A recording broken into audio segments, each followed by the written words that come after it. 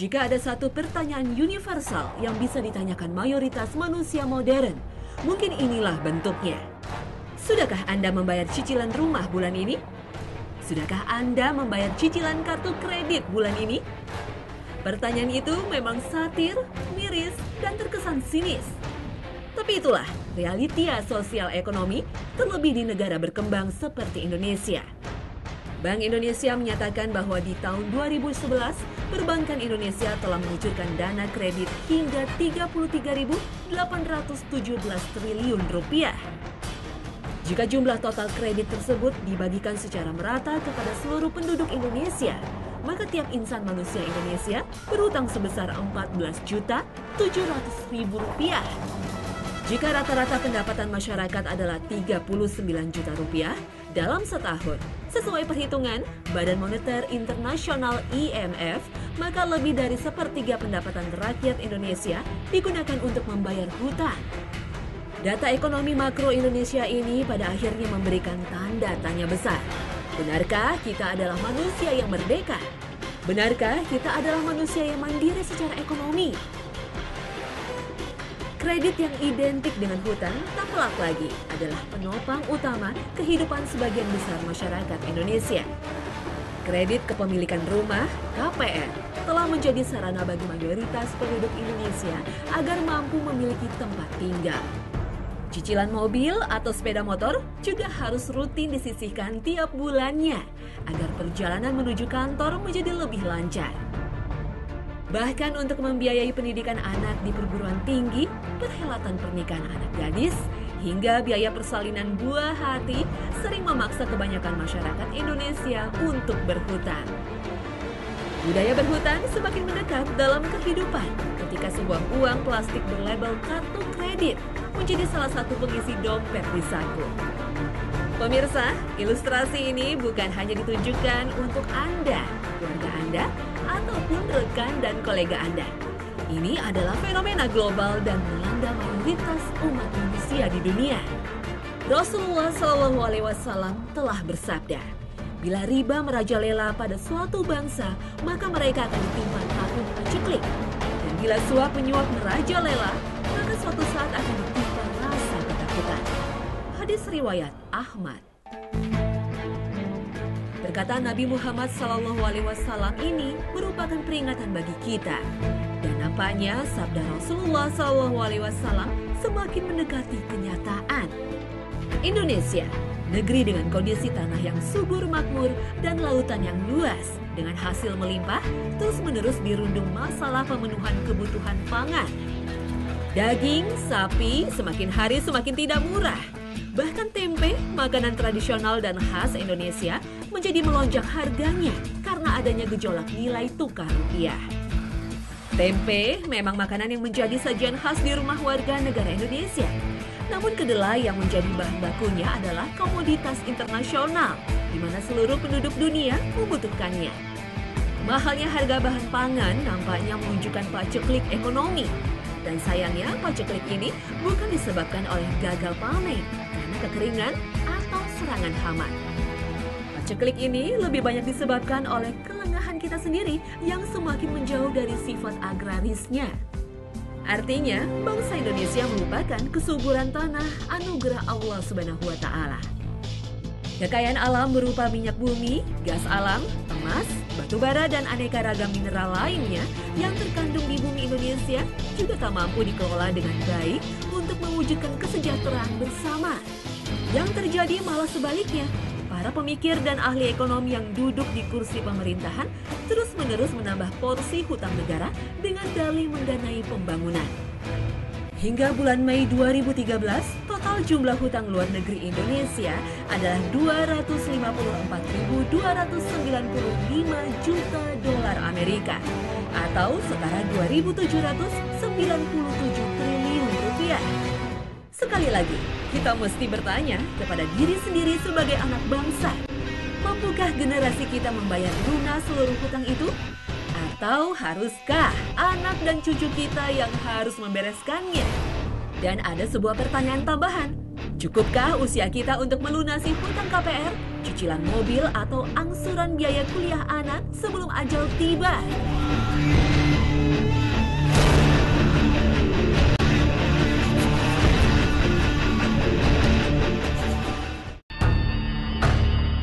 Assalamualaikum warahmatullahi wabarakatuh. Selamat pagi pemirsa. Hasanah Ensiklopedia Islam Dunia kembali mengudara untuk menyajikan rangkaian informasi yang insya Allah bermanfaat bagi mayoritas Muslim Indonesia. Pemirsa, kredit, cicilan, dan angsuran nampaknya telah menjadi bagian kehidupan sebagian besar dari kita. Perkembangan dunia yang banyak membuahkan perangkat dan penemuan yang bertujuan mempermudah justru dirasakan menyulitkan dan menurunkan kualitas kehidupan. Pertumbuhan jumlah umat manusia dengan jumlah hingga 7 miliar jiwa nampaknya membuat persaingan untuk memenuhi kebutuhan primer menjadi semakin sengit. Bumi seakan semakin sempit untuk menumbuhkan beras, jagung, dan kedelai sebagai bahan pangan. Tanah pertanian juga dirasa tak mampu menumbuhkan tanaman kapas yang cukup untuk bahan baku pakaian. Lahan di bumi juga semakin padat, sehingga mengerutkan luas halaman dan pekarangan. Benarkah meningkatnya harga makanan, pakaian, dan perumahan adalah akibat jumlah manusia yang terlampau banyak? Tunda dulu jawabannya. Dan simaklah firman Allah dalam surah Hud ayat ke-6. وَمَا مِن دَابَّةٍ فِي الْأَرْضِ إِلَّا عَلَى اللَّهِ رِزْقُهَا وَيَعْلَمُ مُسْتَقَرَّهَا وَمُسْتَوْدَعَهَا كُلٌّ فِي كِتَابٍ مُبِينٍ. Allah yang Maha Kaya lagi Maha Pemurah telah menjamin akan rezeki seluruh makhluk ciptaannya. Dan bagi manusia, rezeki manusia yang utama berhubungan dengan pemenuhan kebutuhan primer berupa kecukupan pangan, sandang, dan papan. Tapi mencukupi kebutuhan primer itu menjadi semakin tak mudah, bahkan memaksa sebagian besar manusia, termasuk mayoritas Muslim Indonesia, untuk berhutang. Padahal, hutang dalam sistem perekonomian tak akan pernah lepas dari riba. Dan ternyata, fakta menunjukkan sistem riba dalam kajian para praktisi perbankan dan keuangan adalah pergerakan roda ekonomi. Fakta ini didasari atas rilis Bank Indonesia di tahun 2011. Di tahun itu, secara keseluruhan, total laba seluruh bank di Indonesia mencapai 600 triliun rupiah. Dan 92% pendapatan bank berasal dari bunga. Artinya, bank adalah sebuah industri yang mendapatkan keuntungan dan mampu berkembang karena bunga atas pinjaman masyarakat. Keuntungan dari usaha perbankan pada akhirnya digunakan untuk mendanai kegiatan usaha yang lainnya. Para pemilik bank, termasuk pemerintah, menjadikan keuntungan tersebut sebagai modal usaha dan mendanai pembangunan. Suka tidak suka, perekonomian kita sebagian besar ditopang oleh riba. Padahal Allah Subhanahu wa Ta'ala telah memfirmankan kezaliman orang memakan riba dalam surah An-Nisa ayat ke-161. Dan disebabkan mereka memakan riba, padahal sesungguhnya mereka telah dilarang daripadanya dan karena mereka memakan harta benda orang dengan jalan yang batil. Kami telah menyediakan untuk orang-orang yang kafir di antara mereka itu siksa yang pedih. Kata mereka dalam surah tersebut diartikan sebagai orang-orang Yahudi. Sistem perekonomian dan perbankan dunia yang menjadikan riba sebagai fondasi utama dari seluruh kegiatan usaha dikembangkan oleh segolongan kecil bangsa Yahudi. Issachar Baron Lehman dan keluarga Rothschild adalah peletak dasar fondasi perbankan di masa Renaissance di Eropa yang berkembang hingga ke abad ke-21. Aliran uang riba dari dunia perbankan ke dalam sistem ekonomi Indonesia didasarkan atas data bahwa total laba seluruh bank milik pemerintah di tahun 2011 mencapai 206 triliun rupiah. Dan sebagian keuntungan dari hasil usaha perbankan ini digunakan sebagai komponen penerimaan negara dalam anggaran pendapatan dan belanja negara. Artinya, keuntungan dari usaha membungakan hutang digunakan untuk membiayai pembangunan sekolah, rumah sakit, bahkan membayar gaji pegawai negeri. Inilah faktanya, betapa riba telah merasuki sendi-sendi kehidupan kita. Padahal Rasulullah telah bersabda, Allah melaknat pemakan riba yang memberi makan, saksi dan juru tulisnya. Hadis riwayat Ahmad.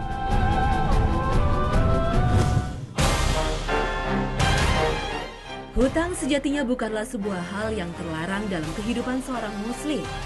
Hal ini berdasarkan hadis riwayat Al-Bukhari. Diriwayatkan dari Aisyah radhiyallahu anha bahwasannya ia berkata, Nabi Shallallahu Alaihi Wasallam membeli makanan dari seorang Yahudi dengan tidak tunai. Kemudian beliau menggadaikan baju besinya. Hutang sesuai dengan teladan Nabi Muhammad Shallallahu Alaihi Wasallam hendaknya disertai dengan jaminan. Jaminan itulah yang akan memastikan bahwa kita pasti membayar hutang yang telah dibuat. Kegagalan kita dalam membayar hutang berarti hilangnya sebagian harta yang dijaminkan. Dalam tataran modern, prinsip hutang yang dicontohkan Rasulullah adalah prinsip penggadaian. Gadai dalam konteks sosial kemasyarakatan adalah salah satu sumber dana tunai yang sering dimanfaatkan oleh masyarakat. Ketika tiba masa permulaan sekolah, menjelang datangnya Lebaran, atau musim hajat, masyarakat banyak yang mendatangi pegadaian. Aktivitas mereka jelas menukarkan logam mulia, perhiasan, barang elektronik, dan bukti kepemilikan kendaraan bermotor dengan uang tunai. Sayangnya sistem gadai yang banyak dipraktekkan masih tak lepas dari unsur riba. Hal ini didasarkan atas beban bunga dan biaya administrasi serta biaya penitipan yang membuat jumlah uang tunai yang didapatkan tak sepadan dengan nilai barang yang dijaminkan. Jika Rasulullah mengajarkan untuk memberikan jaminan ketika berhutang, realitas yang ada kini justru sebaliknya. 2 tahun belakangan ini, perbankan ramai-ramai menggalakkan bisnis kredit tanpa agunan atau KTA. Fasilitas KTA nampaknya menjadi produk utama dari perbankan, utamanya bank-bank asing. Usaha mereka merayu para kreditur dimulai dari menyebar brosur di tempat publik hingga menelpon dengan tujuan merayu calon kreditur. Rayuan maut para praktisi perbankan untuk memanfaatkan KTA sepertinya menggiurkan. Namun bunganya sangatlah mencekik. Para pemasar KTA memang menjanjikan kemudahan pencairan KTA hingga ratusan juta rupiah.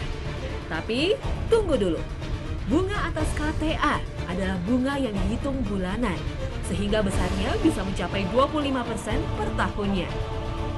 Jika seseorang memutuskan mengambil fasilitas KTA dan diangsur hingga lebih dari 4 tahun, maka bisa dipastikan ia harus membayar 2 kali lipat dari jumlah yang dipinjamnya. Kepemilikan atas kartu kredit, jika tak dikelola dengan bijaksana, bisa menjerat kita dalam sistem riba. Kartu kredit dengan kesaktiannya bisa membuat kita seolah mampu membeli barang, bahkan yang harganya melebihi kemampuan kita. Perbankan menerbit kartu kredit bisa menyediakan dana hingga 2 kali gaji seorang pegawai setiap bulannya. Kepemilikan kartu kredit bisa menjerumuskan seorang pegawai bergaji 5 juta per bulan seolah-olah memiliki gaji 15 juta rupiah per bulannya. Kartu kredit tak ubahnya sebuah KTA yang memiliki perbedaan bentuk namun sama maknanya. Jeratan riba telah secara nyata merusak tatanan kehidupan manusia. Buktinya nyata ketika seringkali terjadi keributan, pertikaian, bahkan pembunuhan karena adanya aktivitas tagih menagih hutang. Hutang jika dikaji secara mendalam ternyata bersumber dari sifat konsumerisme manusia. Banyak orang merasa menjadi kaya dan mampu ketika di saku atau dompetnya terselip kartu kredit.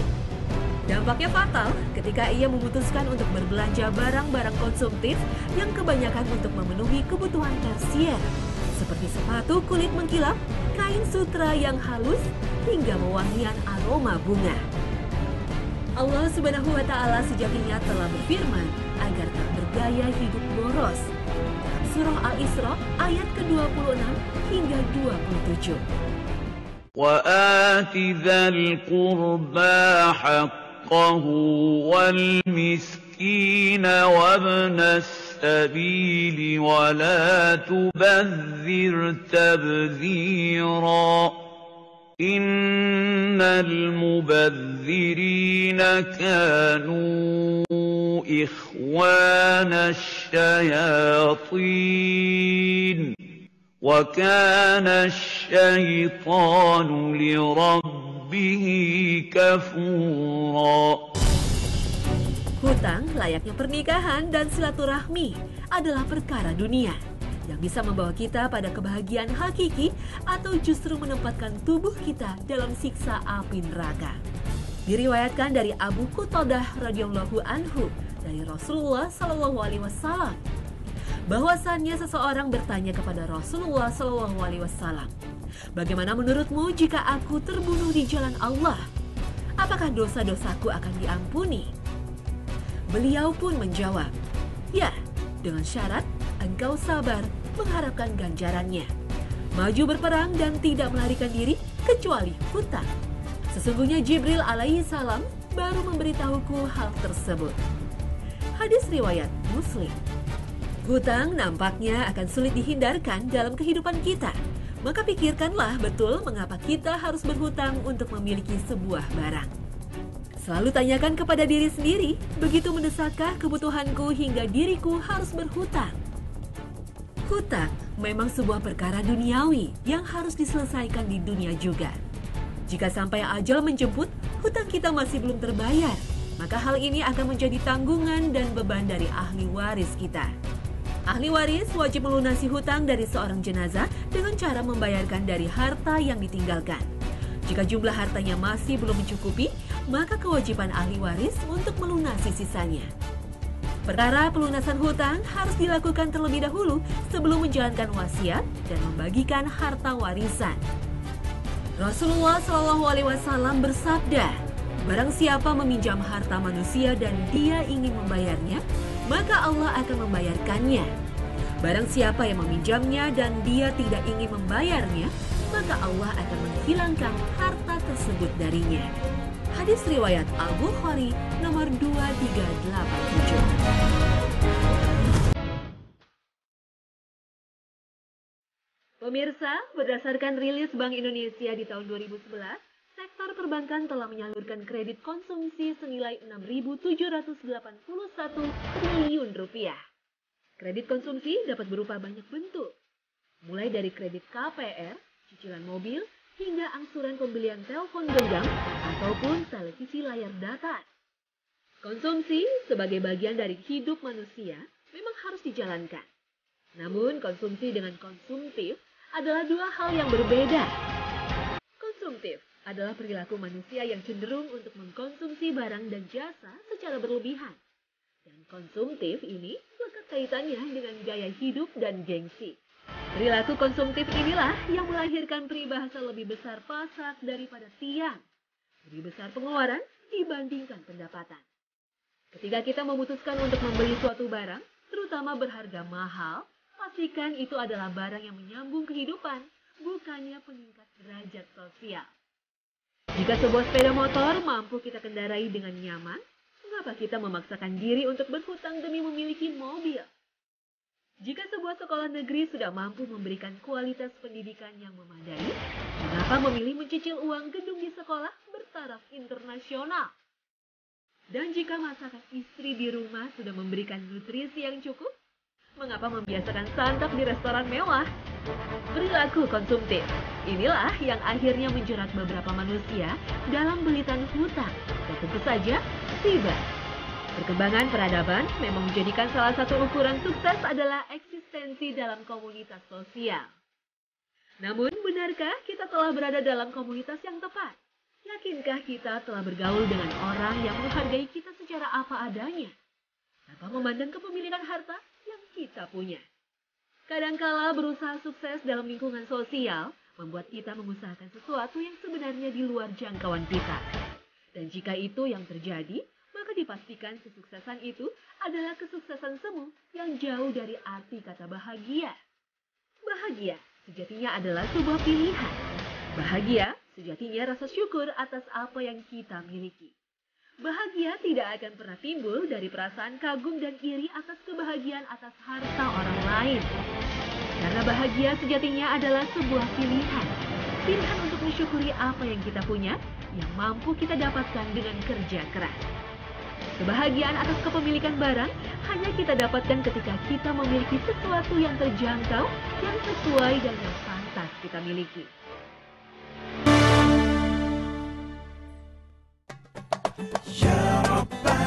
Pemirsa, berhutang memang sebuah perkara yang dibolehkan dalam hukum Islam. Namun pastikan tujuan dalam berhutang. Hutang adalah perkara yang berhubungan dengan keadaan mendesak atau kesulitan yang datang tanpa diduga. Jika berhutang hanya didasari atas gengsi dan peningkatan image diri, maka Pernahkah kita terjebak dalam perilaku boros yang diiringi dengan jeratan setan dalam bentuk riba? Modernitas hidup seakan menjadikan hutang sebagai keniscayaan. Namun bijaklah mengelola hutang Anda, karena perkara ini bisa memperberat langkah menuju surga, atau justru meninggalkan beban yang akan diwariskan kepada anak, istri, atau suami kita. Akhir kata, wassalamualaikum warahmatullahi wabarakatuh. Sampai jumpa di tayangan kami berikutnya. Insya Allah, Hasanah akan kembali hadir untuk mencerahkan hari Anda.